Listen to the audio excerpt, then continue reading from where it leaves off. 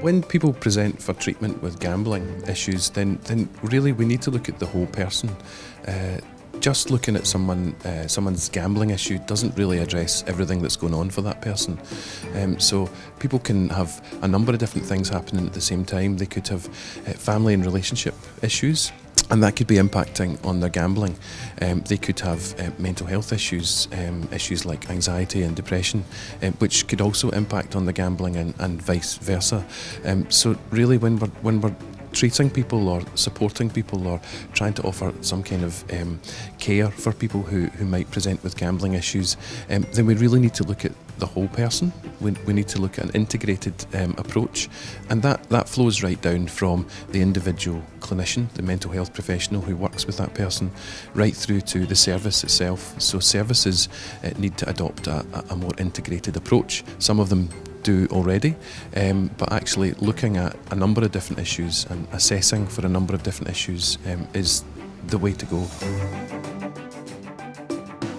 Stigma and shame are a huge issue for a lot of our clients, and often we find that stigma stops health professionals actually asking the question because they don't understand the issue, and in turn that stops our clients being able to access our service because they're not talking about it.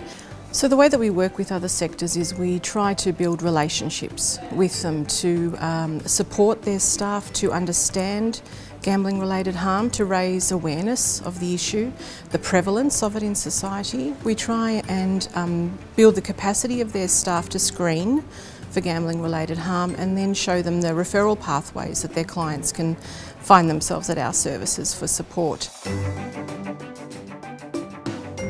Clients often present with co-occurring comorbidities or issues. So what we see in the drug and alcohol space is it's really the rule rather than the exception. We really focus on creating a care team type model where we're able to bring different services together to provide a holistic model of care for that individual and ensure that it's client-centred. So often what that looks like in practice is involving services like mental health, Centrelink, DHHS, gambling services, family violence services, getting people around the table so that we can really provide that holistic model of care.